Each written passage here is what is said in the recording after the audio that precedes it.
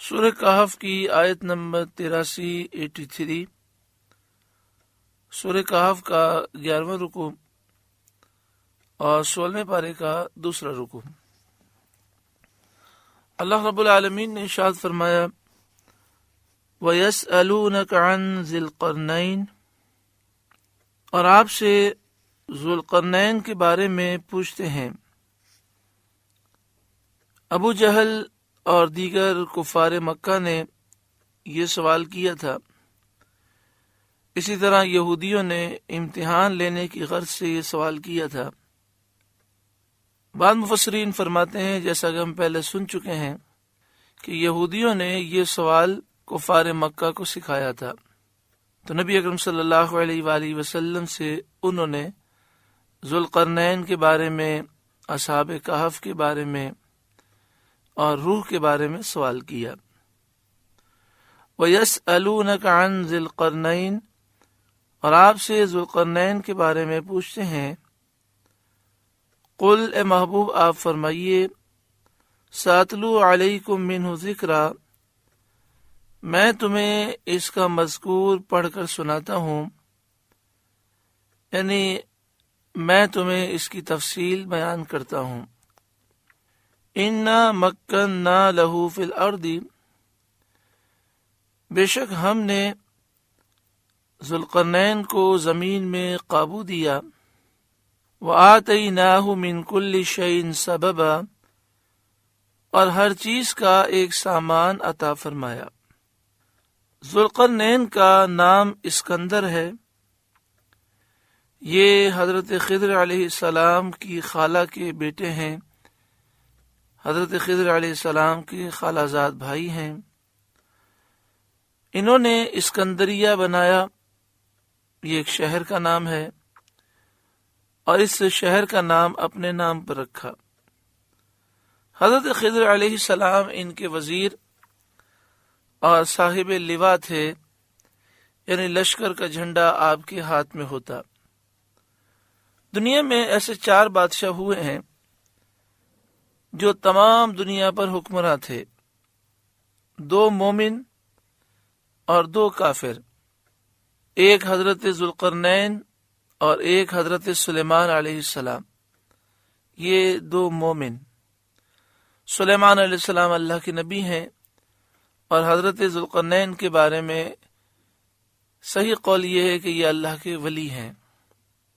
اور 2 کافر بادشاہ پوری دنیا کے بادشاہ بنے، ایک نمرود اور دوسرا بخت نصر۔ بعض لوگ فرعون کو بھی پوری دنیا کا بادشاہ سمجھتے ہیں، حالانکہ بات غلط ہے، فرعون صرف مصر کا بادشاہ تھا۔ ان قریب ایک 5ویں بادشاہ اور اس امت سے ہونے والے ہیں، جن کا اسم مبارک حضرت امام مہدی ہے۔ ان کی حکومت تمام روئے زمین پر ہوگی۔ امام مہدی حضرت خاتون جنت فاطمہ الزہرا کی اولاد سے ہوں گے، والد گرامی کی طرف سے حسنی سید ہوں گے، اور والدہ کی طرف سے حسینی سید ہوں گے۔ بعض محققین نے کہا کہ آپ حضور غوث اعظم کی اولاد سے ہیں، کیونکہ حضور غوث اعظم رضی اللہ تعالیٰ عنہ بھی حسنی حسینی سید ہیں۔ آپ کا اسم گرامی محمد ہوگا، آپ کے والد کا نام عبداللہ اور آپ کی والدہ کا نام آمنہ ہوگا۔ قرب قیامت میں آپ کی ولادت ہوگی، اور اللہ تبارک و تعالی آپ کو مقام و مرتبہ عطا فرمائے گا۔ پوری دنیا میں کفر ہی کفر ہوگا، اور پوری دنیا میں نام کی بھی اسلامی حکومت باقی نہ رہے گی۔ اس وقت لوگ مکہ مکرمہ میں، مدینہ منورہ میں جمع ہونا شروع ہو گئے ہوں گے صالحین، کیونکہ وہ علامات دیکھ کر پہچان لیں گے کہ اب امام مہدی کے ظہور کا وقت ہے۔ امام مہدی کی اس وقت عمر 40 سال ہوگی، اور آپ خانہ کعبہ کا طواف کر رہے ہوں گے۔ لوگ طواف سے پہلے آپ سے کہیں گے کہ ہم آپ سے بیعت کرنا چاہتے ہیں، تو آپ انکار فرمائیں گے۔ پھر آپ طواف میں ہوں گے تو ندا ہوگی، غیبی ندا ہوگی کہ یہ اللہ کا خلیفہ ہے، اس کے ہاتھ پر بیعت کرو۔ تو لوگ آپ کے ہاتھ پر بیعت کریں گے اور آپ جہاد پر بیعت فرمائیں گے، اور پھر پوری دنیا سے لوگ امام مہدی کے لشکر میں شامل ہونے کے لیے مسلمان آئیں گے، اور حضرت امام مہدی کافروں سے انتقام لیں گے اور پوری دنیا کو کفر سے پاک کریں گے۔ پھر حضرت عیسیٰ علیہ السلام کا نزول ہوگا، حضرت عیسیٰ علیہ السلام اور حضرت امام مہدی مل کر جہاد کریں گے، اور پھر پوری دنیا سے کفر کا خاتمہ ہوگا۔ حضرت امام مہدی جب حضرت عیسیٰ علیہ السلام کا نزول ہوگا تو اس وقت نبی اکرم صلی اللہ علیہ وآلہ وسلم نے فرمایا کہ اس وقت شریعت کا قاعدہ یہ ہوگا کہ جو کافر ہے وہ اسلام قبول کرے تو ٹھیک ہے، ورنہ اسے قتل کر دیا جائے گا۔ اس طرح پوری دنیا سے کفار کا خاتمہ ہوگا اور پوری دنیا میں مسلمان ہی مسلمان ہوں گے اور سب صحیح العقیدہ مسلمان ہوں گے۔ اللہ تعالیٰ خوب برکتیں عطا فرمائے گا۔ امام مہدی کا وصال ہوگا، حضرت عیسیٰ علیہ السلام کا وصال ہوگا، اور پھر کئی 100 سال تک اسی طرح دنیا کا نظام ہوگا کہ جس میں برکت ہی برکت ہوگی۔ بعض بزرگوں نے یہ لکھا کہ حضرت عیسیٰ علیہ السلام اور حضرت امام مہدی کے وصال کے 500 برس تک دنیا میں مسلمانوں کو اللہ تعالی غلبہ دے گا اور اسلام ہی اسلام ہوگا، پھر کفر پھیلنا شروع ہوگا، اور پھر کچھ عرصے کے بعد، اب نہ جانے کتنی صدیاں لگیں گی، 100 سال کے بعد یا 500 سال کے بعد کفر اتنا پھیل جائے گا کہ کافروں کی تعداد پھر زیادہ ہو جائے گی۔ قیامت آنے سے 40 سال پہلے ایک ہوا چلے گی اور اس سے مسلمانوں کا انتقال ہو جائے گا، اور پھر پوری دنیا میں کافر ہی کافر ہوں گے۔ ان کافروں کے یہاں کوئی اولاد نہیں ہوگی۔ جب قیامت قائم ہوگی تو پوری دنیا میں صرف کافر ہوں گے، اور کسی کافر کی عمر 40 سال سے کم نہیں ہوگی۔ ذوالقرنین کی نبوت میں اختلاف ہے۔ حضرت علی رضی اللہ تعالیٰ عنہ نے فرمایا کہ وہ نہ نبی تھے نہ فرشتے، اللہ سے محبت کرنے والے بندے تھے، اللہ نے انہیں محبوب بنایا۔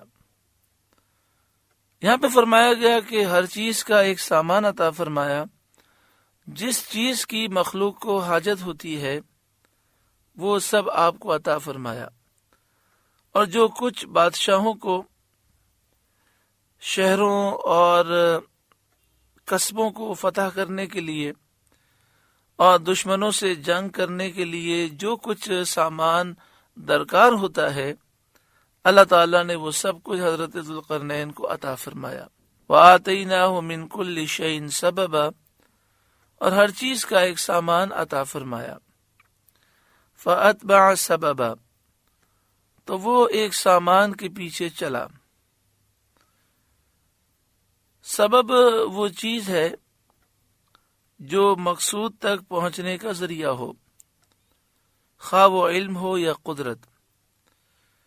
تو حضرت ذوالقرنین نے جس مقصد کا ارادہ کیا اسی کا سبب اختیار کیا۔ فَأَتْبَعَ سَبَبًا، تو وہ ایک سبب کے پیچھے چلا، ایک سامان کے پیچھے چلا، یعنی آپ نے جو ارادہ کیا اس کے سبب کو آپ نے اختیار کیا۔ حَتَّى إِذَا بَلَغَ مَغْرِبَ الشَّمْسِ وَجَدَهَا تَغْرُبُ فِي عَيْنٍ حَمِئَةٍ، یہاں تک کہ جب سورج ڈوبنے کی جگہ پہنچا اسے ایک سیاہ کالے کیچڑ کے چشمے میں ڈوبتا پایا۔ حضرت ذوالقرنین نے کتابوں میں دیکھا تھا کہ اولاد سام میں سے، حضرت نوح علیہ السلام کے بیٹے سام کی اولاد میں سے ایک شخص چشمہ حیات سے پانی پیے گا اور اس کو موت نہ آئے گی۔ یہ دیکھ کر وہ چشمہ حیات کی طلب میں مغرب و مشرق کی طرف روانہ ہوئے، اور آپ کے ساتھ حضرت خضر بھی تھے۔ وہ تو چشمہ حیات تک پہنچ گئے، انہوں نے پی بھی لیا، مگر حضرت ذوالقرنین کے مقدر میں نہ تھا، انہوں نے نہ پایا۔ اس سفر میں مغرب کی جانب روانہ ہوئے تو جہاں تک آبادی ہے وہ سب منازل آپ نے طے فرما لی، اور مغرب کی سمت میں وہاں پہنچے جہاں آبادی کا نام و نشان باقی نہ رہا۔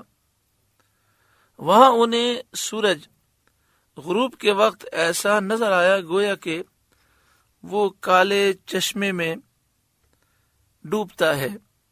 وہاں پر ایک کالے کیچڑ کی دلدل تھی، ایسا محسوس ہوتا تھا کہ سورج اس میں ڈوب رہا ہے، جیسا کہ جو لوگ دریا کا یا سمندر کا سفر کرتے ہیں یا دریا یا سمندر کے کنارے ہوتے ہیں اور سورج ڈوبتا ہے تو انہیں ایسا محسوس ہوتا ہے کہ سورج پانی میں ڈوب رہا ہے۔ وَوَجَدَ عِندَهَا قَوْمًا، اور وہاں ایک قوم ملی، یعنی اس چشمے کے پاس، اس کیچڑ کی دلدل کے پاس۔ یہ وہ قوم تھی جو شکار کیے ہوئے جانوروں کے چمڑے یعنی کھالیں وہ پہنے ہوئے تھے، اس کے سوا ان کے بدن پر اور کوئی لباس نہ تھا، اور یہ دریا کے سمندر کے مردہ جانور کھاتے تھے، اور یہ لوگ کافر تھے۔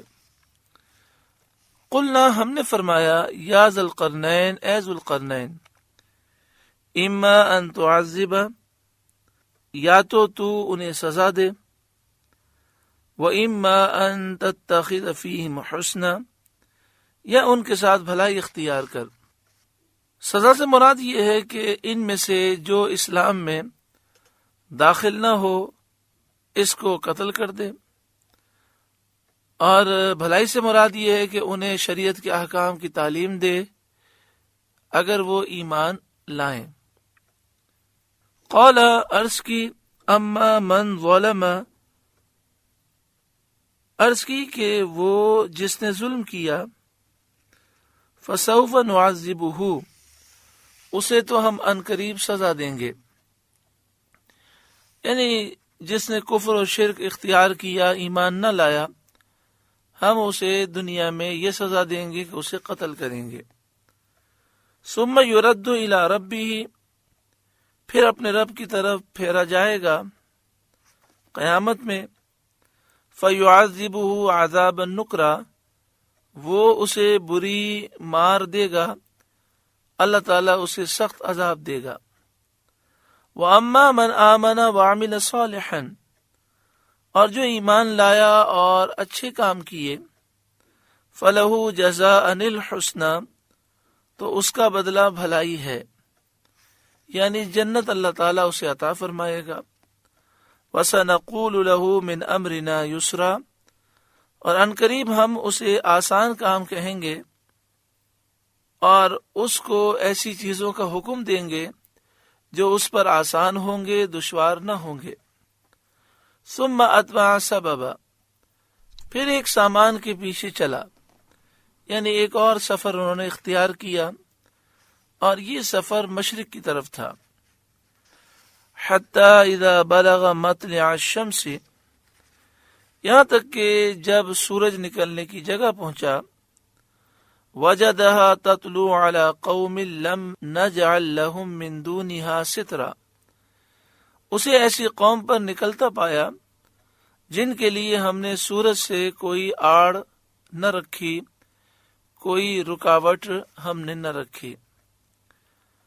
اس مقام پر آپ پہنچے جس کے اور سورج کے درمیان کوئی چیز، پہاڑ، درخت وغیرہ حائل نہ تھے، نہ وہاں کوئی عمارت قائم ہو سکتی تھی، اور وہاں کے لوگوں کا یہ حال تھا کہ سورج نکلنے کے وقت جیسے ہی سورج نکلتا تو یہ غاروں میں گھس جاتے، اور جب زوال ہو جاتا تو اس کے بعد یہ نکلتے اور اپنے کام کاج کرتے تھے۔ یہ قوم بھی کافر تھی۔ کذالک، بات یہی ہے، وقد احطنا بما لدیہ خبرا، اور جو کچھ اس کے پاس تھا سب کو ہمارا علم محیط ہے، یعنی جو حضرت ذوالقرنین کے پاس فوج، لشکر، جنگی آلات و سامان اور حکومت کے سامان تھے، اللہ تعالیٰ فرماتا ہے ہم اسے جانتے ہیں۔ بعض مفسرین نے فرمایا کہ یہاں سلطنت اور ملک چلانے کی قابلیت اور امور مملکت کے سر انجام کی لیاقت مراد ہے۔ یہاں پہ فرمایا گیا کذالک، بات یہی ہے اسی طرح۔ مفسرین نے کذالک کے معنی میں یہ بھی کہا ہے کہ مراد یہ ہے کہ ذوالقرنین نے جیسا مغربی قوم کے ساتھ سلوک کیا تھا ایسا ہی مشرقی قوم کے ساتھ بھی کیا، کیونکہ یہ لوگ بھی ان کی طرح کافر تھے، تو جو ان میں سے ایمان لائے ان کے ساتھ احسان کیا، اور جنہوں نے کفر پر اصرار کیا حضرت ذوالقرنین نے انہیں قتل کر دیا۔ ثم اتبع سببا، پھر ایک سامان کے پیچھے چلا، یعنی ایک اور سفر انہوں نے اختیار کیا۔ یہ سفر شمال کی طرف تھا۔ حتی اذا بلغ بین السدین، یہاں تک کہ جب دو پہاڑوں کے بیچ پہنچا، وجد من دونہما قوما لا یکادون یفقہون قولا، ان سے ادھر کچھ ایسے لوگ پائے کہ کوئی بات سمجھتے معلوم نہ ہوتے تھے۔ شمال کی طرف آپ نے سفر کیا، یہاں تک کہ آپ وہاں پہنچے کہ جہاں ایک بہت بڑا پہاڑی سلسلہ تھا، اور اس پہاڑی سلسلے میں جانے کا جو راستہ تھا وہ بھی پہاڑوں کے درمیان تھا، تو آپ دو پہاڑوں کے بیچ میں پہنچ گئے۔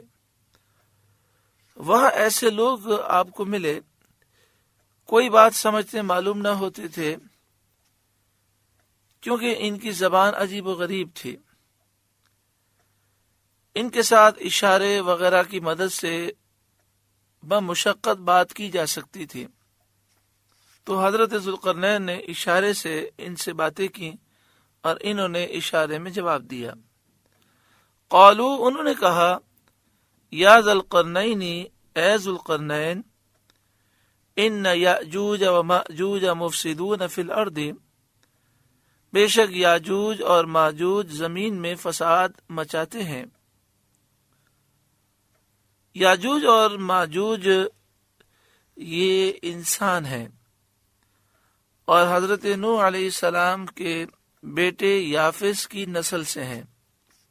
جس طرح ہم حضرت نوح علیہ السلام کی اولاد سے ہیں، آدم علیہ السلام کی اولاد سے ہیں، یہ بھی حضرت آدم علیہ السلام حضرت نوح علیہ السلام کی اولاد سے ہیں۔ یہ بات تو آپ کو پہلے بھی عرض کی گئی تھی۔ ہر کوئی جانتا ہے کہ اللہ تعالیٰ نے ہر انسان کو حضرت آدم علیہ السلام کی اولاد بنایا، ہر ایک کو حضرت آدم علیہ السلام سے پیدا فرمایا، لیکن جب نوح علیہ السلام کے زمانے میں طوفان آیا تو سارے کافر ہلاک ہو گئے، اور جو کشتی میں سوار تھے وہ بچ گئے۔ اس کشتی میں 72 یا 78 افراد سوار تھے۔ وہ جب دنیا میں رہے تو ان کے یہاں کسی کے یہاں اولاد نہ ہوئی، اپنی عمر پا کے وہ سب انتقال کر گئے۔ اس کشتی میں حضرت نوح علیہ السلام کے 3 بیٹے تھے، ان سے اولاد کا سلسلہ ہوا، اور آج پوری دنیا کے لوگ جو ہیں وہ حضرت نوح علیہ السلام کی اولاد سے ہیں، ان کے 3 بیٹوں کی اولاد سے ہیں۔ تو یہ یاجوج اور ماجوج یافس کی اولاد سے ایک فسادی گروہ ہیں۔ ان کی تعداد بہت زیادہ ہے، زمین میں فساد کرتے تھے، ربیع بہار کے موسم میں نکلتے تھے اور کھیتیاں اور سبزے سب کھا جاتے تھے، کچھ نہ چھوڑتے تھے، اور جو چیزیں خشک ہوتی تھیں انہیں وہ لاد کر لے جاتے تھے، انسانوں کو کھا جاتے تھے، یہاں تک کہ درندوں کو، وحشی جانوروں کو، سانپ اور بچھوؤں کو بھی کھا جاتے تھے۔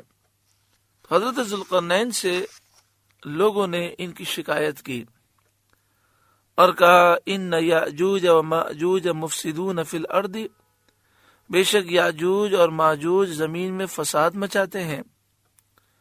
فہل نجعل لک خرجا علی ان تجعل بیننا و بینہم سدا، تو کیا ہم آپ کے لیے کچھ مال مقرر کر دیں؟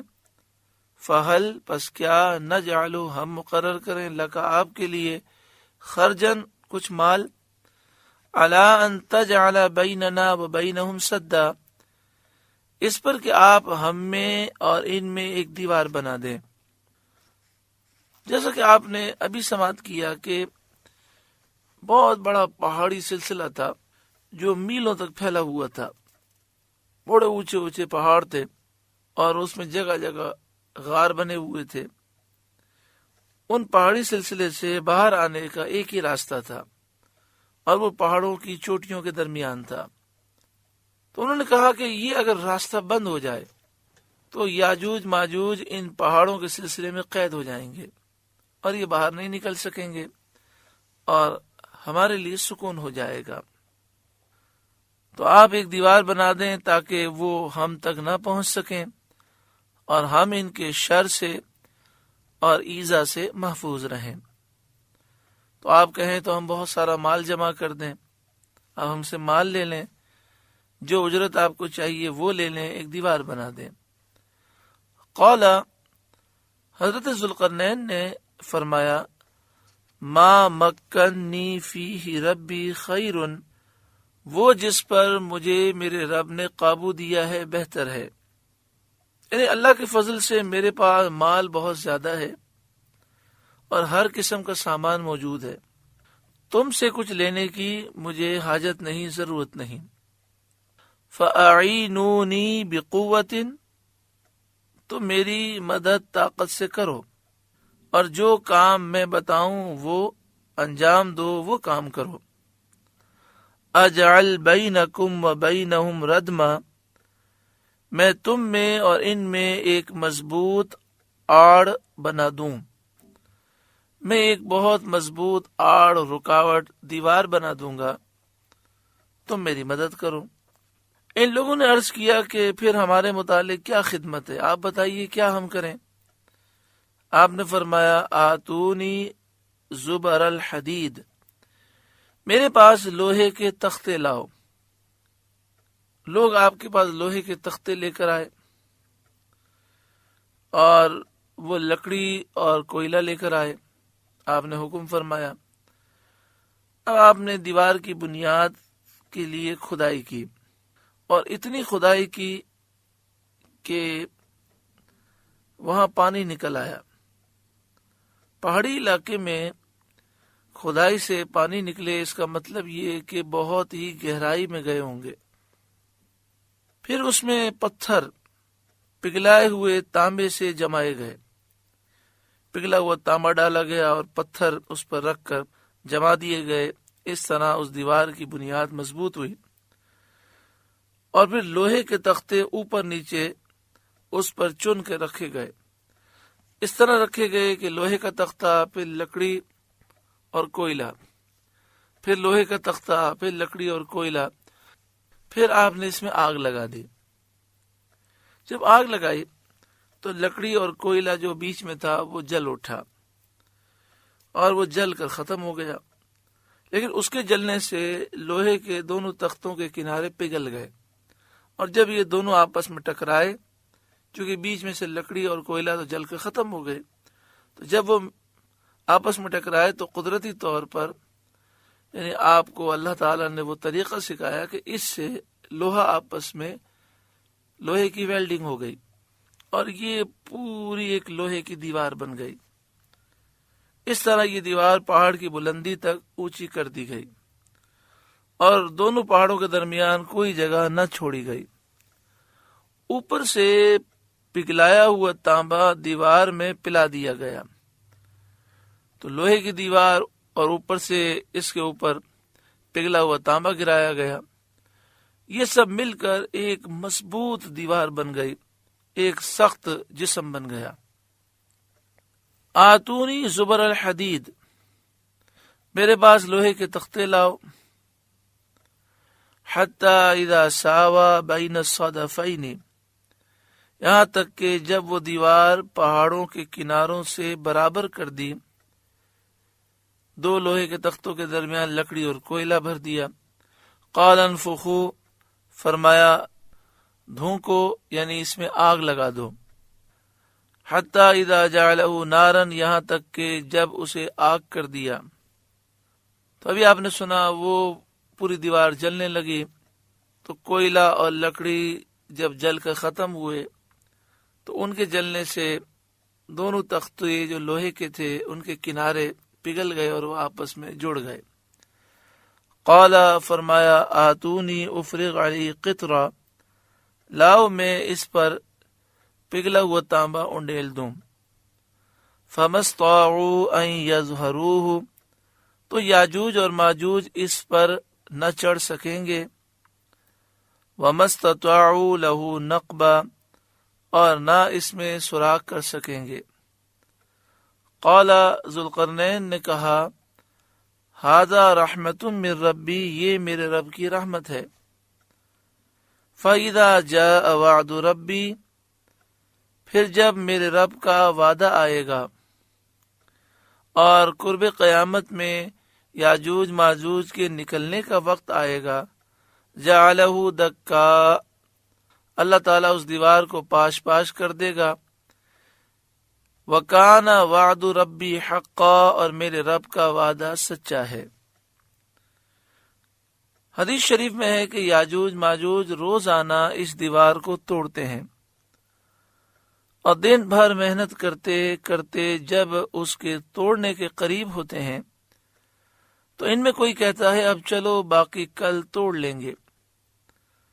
دوسرے دن جب آتے ہیں تو اللہ کے حکم سے پہلے سے زیادہ وہ دیوار مضبوط ہو جاتی ہے۔